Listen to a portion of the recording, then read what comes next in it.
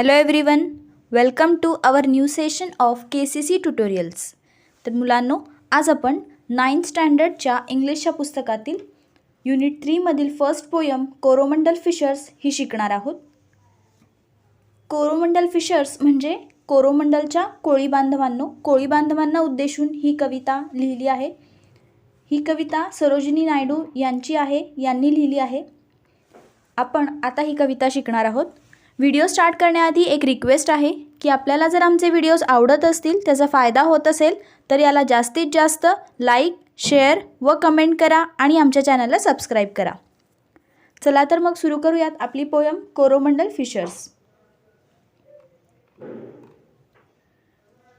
Coromandel fishers म्हणजे कोरोमंडलच्या कोळी बांधवांनो, त्यांना उद्देशून ही कविता सरोजिनी नायडू यांनी लिहिली आहे.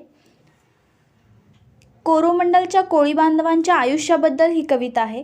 पहाटेच्या वेळी जेव्हा सकाळी म्हणजे जेव्हा दिवस उजाडत असतो अशा वेळी जेव्हा समुद्रात मासेमारी करण्यासाठी मच्छीमार जातात, म्हणजे मासेमारी करण्यासाठी जे कोळी बांधव जातात त्यांना ही कविता उद्देशून केली आहे. या कवितेचा उद्देश हा एकच आहे की कोणतेही साधारण काम करण्यासाठी माणूस जेव्हा मनापासून ठरवतो की ही गोष्ट करायची आहे, एखादी गोष्ट आपल्याला करायची आहे, तेव्हा ती गोष्ट करत असताना कोणतेही संकट त्याला थांबवू शकत नाही, रोखू शकत नाही. मग कितीही धोका असेल, त्यात कितीही संकटे आली तरी त्यातून बाहेर पडून त्या संकटांचा सामना करून ते काम पूर्णच केले जाते, असं या कवितेतील कोळी बांधव देखील आपल्याला करताना दिसत आहे. चला तर मग बघूयात आपली poem. Coromandel fishers. Rise brothers, rise. The wakening skies pray to the morning light. Rise brothers, rise म्हणजे उठा बांधवांनो, उठा. उठा कोळी बांधवांनो, उठा. वेकनिंग स्काईज म्हणजे पहाटेचं हे जे आकाश आहे, हे जे पहाटेचं आकाश आहे ते काय करत आहे? प्रे टू द मॉर्निंग लाईट. सकाळच्या प्रकाशाला म्हणजे सकाळच्या ज्या किरण आहेत त्या सूर्यकिरणांना वंदन करत आहे, नमस्कार करत आहे. तुम्हीही आता उठा. The wind lies asleep in the arms of the dawn like a child that has cried all night.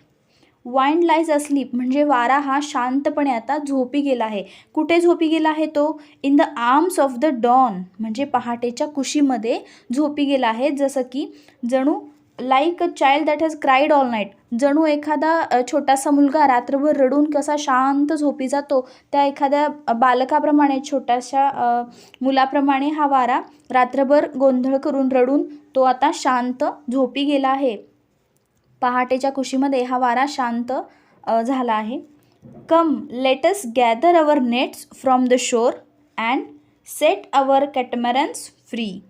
चला कोळी बांधवांनो, आपण आपले जे नेट्स आहेत, नेट्स म्हणजे जाळ्या, मासेमारी करण्यासाठी कोळी बांधव ज्या जाळ्या वापरतात त्यांना नेट्स असे म्हणतात. तर आपण काय करूया, या सगळ्या ज्या जाळ्या आहेत त्या एकत्र करूयात, घेऊयात. शोर, फ्रॉम द शोर म्हणजे किनाऱ्यावरून आपल्या जाळ्या घेऊ आणि आपण समुद्रामध्ये जाऊ आणि तिथे जाऊन आपले सेट आवर कॅटमॅरन्स फ्री. कॅटमॅरन्स म्हणजे जहाज, बोट. समुद्रात जाण्यासाठी कोळी जे नाव वापरतात त्याला कॅटमॅरन्स असे म्हणतात, गलबत. तर ते आपलं जे नाव आहे ती नाव घेऊन आपण आता समुद्रामध्ये जाऊयात. To capture the leaping wealth of the tide for we are the kings of the sea. To capture the leaping wealth of the tide म्हणजे काय? टाईड म्हणजे समुद्राची लाट.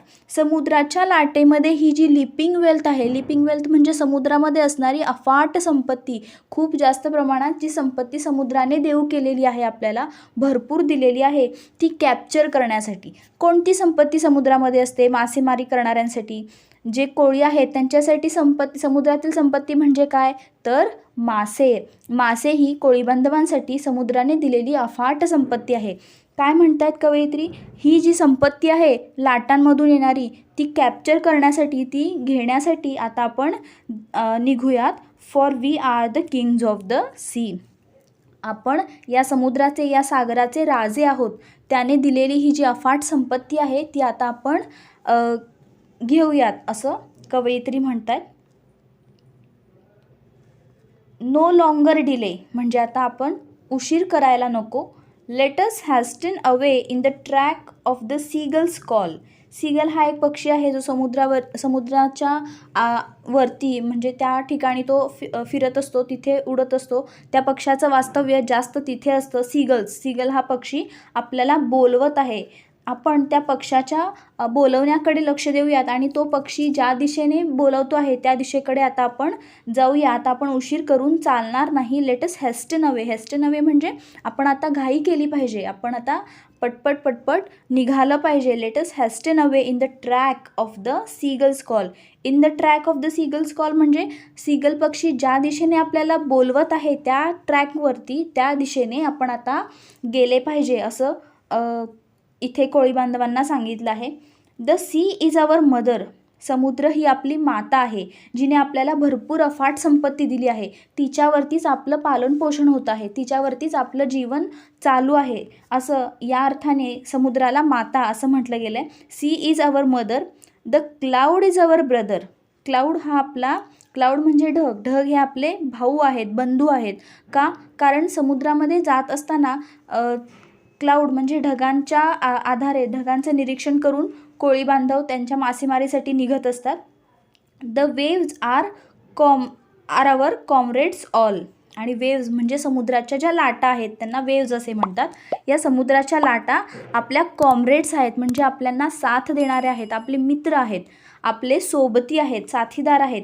अशा हे सगळे आपल्याला मदत करणारे आपल्यासोबत आहेत. समुद्र, ढग आणि समुद्राच्या लाटा. समुद्र हा माते समान आहे, तर ढग हे भावाप्रमाणे आपल्यासोबत आहेत आणि लाटा ह्या आपल्याला मित्राप्रमाणे आपली साथ देत आहेत. What though we toss at the fall of the sun, where the hand of the sea god drives.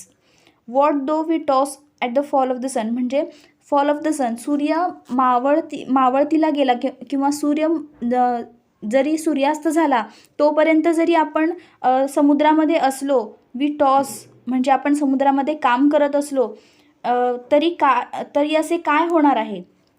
Wear the hand of the sea god drives. आपल्याला सी गॉड म्हणजे समुद्र देवता आपल्याला वाचवणार आहे, ती आपल्याला बाहेर काढणार आहे. आपण समुद्रात सूर्य अस्ताला जाईपर्यंत जरी असलो तरी काहीही होणार नाही. द सी गॉड ड्राईव्स म्हणजे समुद्र देवता जी आहे ती आपल्याला वाचवेल. He who holds the storm by the hair. ती समुद्र देवता जी आपल्याला जी अनेक वादळांना रोखते. He who holds the storm म्हणजे वादळ, अनेक वादळांना रोखणारी ही जी समुद्र देवता आहे, will hide in his breast our lives. ती आपल्याला काय करेल, आपले जे जीवन आहे ते तिच्या हृदयामध्ये सामावून घेईल किंवा ती आपले संरक्षण करेल. कोणतेही संकट ती समुद्र देवता आपल्यावर येऊ देणार नाही. आपण समुद्रात दूरवर जरी भटकलो, सूर्यास्त झाल्यानंतरही जरी भटकलो तरी आपल्याला काही होणार नाही. समुद्र देवता आपल्याला सुखरूप ठेवेल असं कवयित्री इथे सांगत आहेत. शेवटच्या स्टांजामध्ये कवयित्री काय सांगत आहेत आपण पाहूयात. Sweet is the shade of the coconut glade. Sweet म्हणजे गोड किंवा हवीशी वाटणारी. Is the shade of the coconut glade म्हणजे नारळाच्या झाडांची ही जी सावली आहे ती आपल्याला हवीशी वाटते, मनाला आनंद देणारी वाटते. And the scent of mango grove म्हणजे आमराई. आंब्याची जिथे भरपूर झाडे असतात त्याला आमराई असे म्हणतात, मँगो ग्रोव्ह. त्या आमराईचा सुगंध, त्या आमराईमध्ये येणारा आंब्यांचा जो सुगंध आहे आणि नारळाच्या झाडांखाली असलेली ती जी सावली आहे ती अत्यंत हवीशी वाटते आपल्याला, ती मनाला हवीशी वाटणारी आहे. And the sweet are the sands at the full o the moon with the sound of the voices we love. आणि आणखी काय हवंसं वाटतंय तर sands at the full o the moon. Full o the moon म्हणजे ज्या दिवशी चंद्र पूर्ण असतो. कोणत्या दिवशी चंद्र पूर्ण असतो तर पौर्णिमेच्या दिवशी चंद्र पूर्ण असतो. फुल ओ द मून म्हणजे पौर्णिमेच्या दिवशी दिसणारा चंद्र, त्याचा प्रकाश. With the sound of the voices we love आणि आपल्याला आवडणारे आवाज.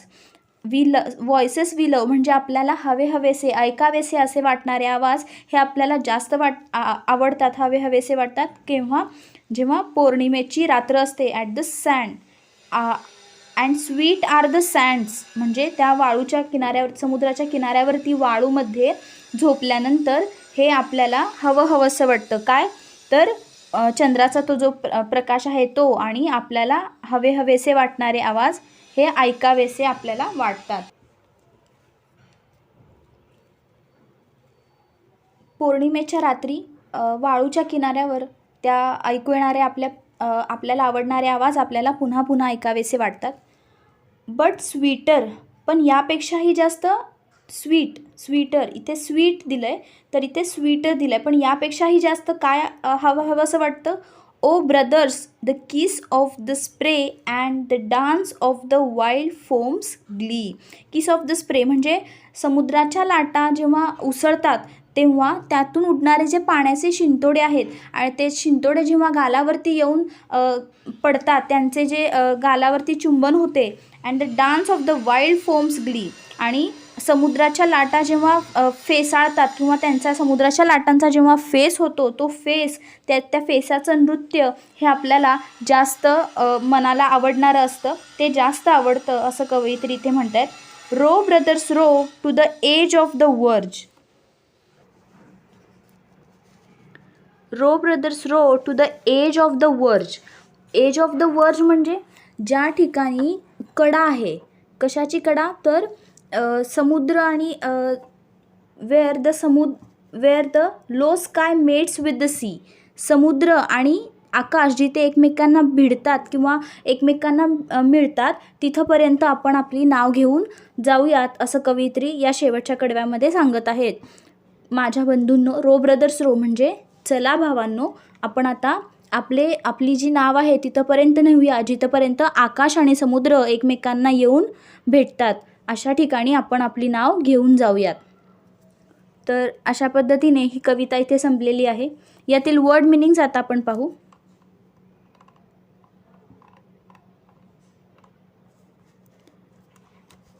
वेकनिंग स्काईज म्हणजे उजाडते आकाश किंवा सूर्योदय, पहाटेचे आकाश.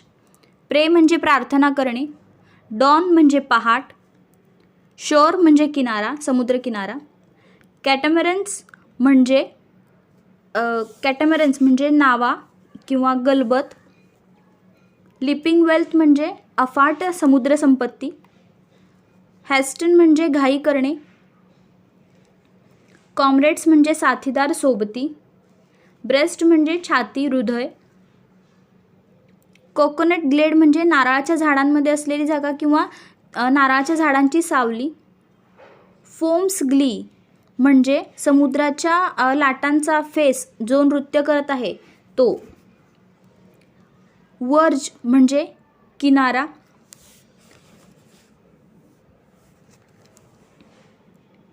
तर ही कविता इथे आता संपलेली आहे. आपल्याला जर हा व्हिडिओ आवडला असेल तर याला जास्तीत जास्त लाईक, शेअर व कमेंट करा आणि आमच्या चॅनलला सबस्क्राईब करा. Thank you for watching our videos and good bye.